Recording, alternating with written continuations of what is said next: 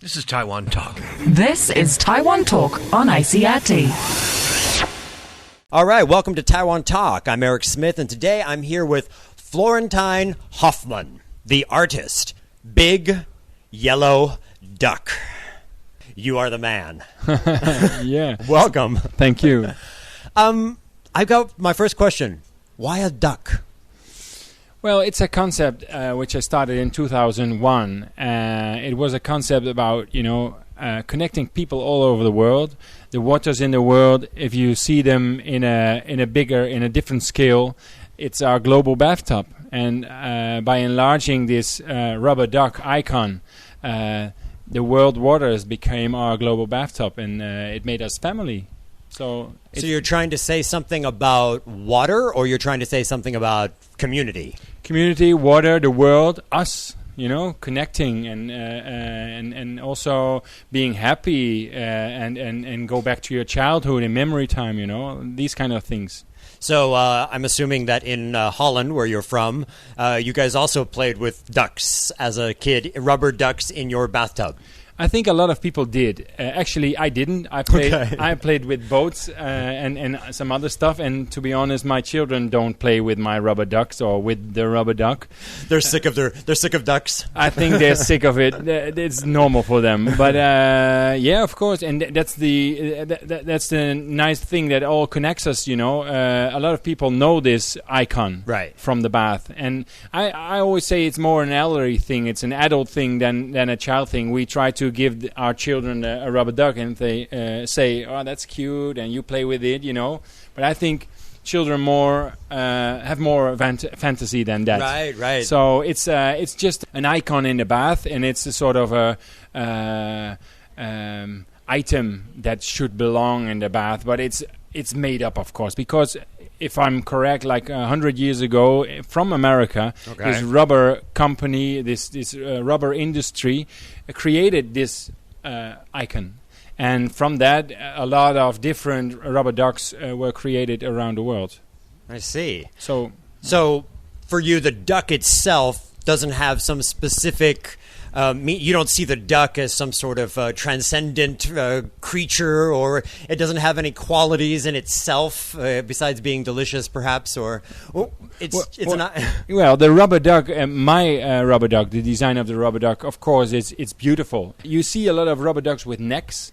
The one I have has no neck and has a bigger head, like it's almost a toddler. So it makes it more kawaii, and that's why I also think in Asia a lot of people are attracted to this work because of its kawaiiness. For me, it's a concept. It's an icon which I enlarged, and so I don't stick with the small rubber duck. It's about the enlargement. It's about the scaling up, and it's about making us humans smaller again, in the world smaller. And interesting. So that's the thing, what the work is about. So when did this idea hit you? What were you smoking at the time? Or how did this come to you? You're sitting in the bathtub and you're like, I think I just want to make a 15-meter-high duck. Yeah, well, as you know, we in Holland, we all smoke weed every day, and every hour of the day. Right. So, yeah, I was smoking... That's sarcasm, by the way, for any of you who don't understand. And I didn't inhale, but I was walking in the museum, and so I was checking out the Dutch masters and the old Dutch landscapes, and in the same time there was those days there was an ad on television which was about a yogurt drink for children, a speedboat, an Indian with a South Dutch accent, and he said you can win this speedboat trip for the children, and for your parents a big fat rubber duck, and he did quick.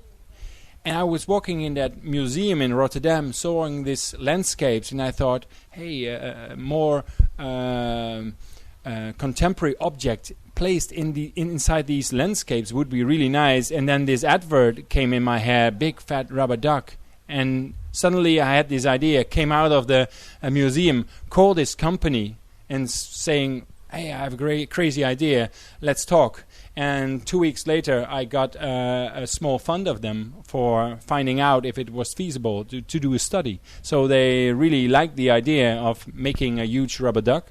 So that's how it all started. Wow. 2001. 2001. So like almost within the span of 5 minutes, this inspiration had sort of congealed and just come together. Yes, but that's how I think the things work in in having some ideas. Art and inspiration. They don't happen behind your desk. They don't happen always necessarily in your studio. They can happen while you're watching some football or some art in a museum. Taking a shower. Yeah. Exactly. Thanks for listening. Please note that all Taiwan Talk episodes are available as podcasts on iTunes or the ICRT website. Reporting for Taiwan Talk, I'm Merrick Smith. This is Taiwan Talk. This is Taiwan Talk on ICRT. I'm Eric Smith, and today I'm back with Florentine Hoffman, the artist behind the giant rubber duck. Tell me a little bit about the construction of the duck itself. How hard is it to make an inflatable duck like that? What were some of the challenges involved? Well, it's very hard, actually. It looks very simple, and that's also the thing I really like. It looks very simple, and but it's very hard. We put a lot of effort and time and study in it. And 2007, it was the first rubber duck that appeared in France. So since then, I made like 14 in like 16 or 17 different countries, cities around the world. It has a carbon fiber on the inside? Or? No, it's inflatable. So it's like a jumping castle for children, but then more sophisticated. But it has to have some sort of way of floating, some buoyancy. Yes, we have a custom-made pontoon, and it's circled, and it's weighing like around 3,000 kilos, and you connect the inflatable to that pontoon, which also makes it rigid and flat on the water, because everything you want to blow up wants to go curving, so wants to go round. Okay, right. So by having this very heavy pontoon, it makes it stick on the water, or looks like it's sticking on the water and floating. So it's the trick in it is the pontoon, which is the base. Right. So it isn't all that simple to figure this out. The physics of it weren't all that simple in the beginning. No, because you have also the wind and the wind pressure, the heat, and then you have, of course, the connection to the pontoon. When it moves, it has to, stick there and don't rip off. So we had some issues in the past. What happened in Hong Kong? Well, in Hong Kong, it was very funny because CNN, the Dutch television, and the news, everybody was talking about the rubber duck going flat. Right. Well, we did it ourselves because there was a typhoon coming. So this was a safety precaution. And but it, for this time it showed that the rubber duck had become a world icon and a world, treasure, I think, because people were really loving it and wanting to take care of it and make sure it stayed up. They had an actual attraction to this piece of rubber. They were emotionally attached. Yeah, to the image. And what we did actually in Hong Kong, we made an illustration, Sleepy Time. Okay. And we knew it before. So on Facebook, we put a day ahead, we put it has to go sleepy, it has to go sleepy time. Okay. But the rest of the world didn't pick it up. So in minutes or in hours, deflated headlines. And the Chinese mainland they killed it, or the rubber duck sunk. It's amazing how fast politics gets into stuff, isn't it? It's just like. Yes, and it's that's the good part about this project. Maybe for you it's only a rubber duck, but I always say it's a catalyst. It's a yellow catalyst. It shows whatever is around the rubber duck. It shows politics, which are in this society where it's lying or floating. It shows how nice a site can be. It shows also how rotten a city can be, or it gives you a new sense of perspective because you're looking at these buildings like in Hong Kong that you've seen many, many times, the skyline, and then this massive duck is there, and you're like, wow, well, these buildings are big, but they're not that big. Exactly. Your brain sort of readjusts and has a different viewpoint. Yeah, and that's what my work is about. Not only the rubber duck, I make more huge works. They are site-specific, and they are always temporary there. Okay. And like the rubber duck, it's the same. It's a temporary work, and I like to invade and kidnap, in a way, public space for a while, change it, and make it smaller, make it different, make it, connect to people, and then take it out again. So you give back public space after. I think a few people in Taiwan may not understand that the duck that's in Kaohsiung, or will be in Kaohsiung, is going to be different than the one that was in Hong Kong. Yes. And the one that comes to Taipei is going to be different.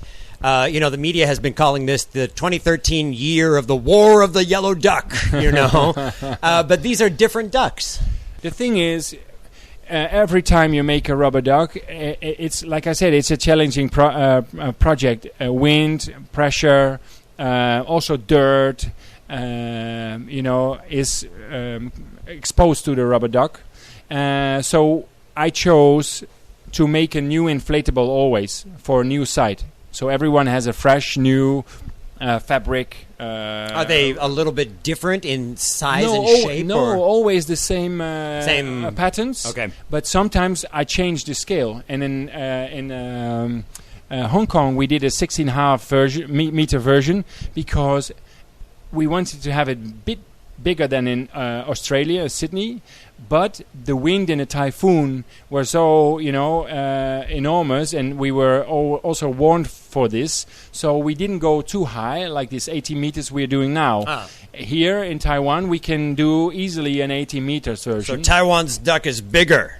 It's bigger, but, only 1.5 meters. But, size matters a bit. Yeah. A bit. And so it's also, for me, it's challenging, Every time I want to check out if it's possible and feasible, and I look at sites, and then I you choose put a little scale, like I choose the sizes, and for Taiwan, all the sites I visit, like Kaohsiung, Taiyuan, the Lake Art Festival, it will be also great project. More artworks will be exposed there in October. And then after it goes to Keelung, they all are in good condition areas where there's not too much wind. So that's the reason why it could be a bit higher. Thanks for tuning into Taiwan Talk. For more info on Florentine Hoffman's creations, type the words "The Rubber Duck" into a search engine. Reporting for ICRT, I'm Eric Smith.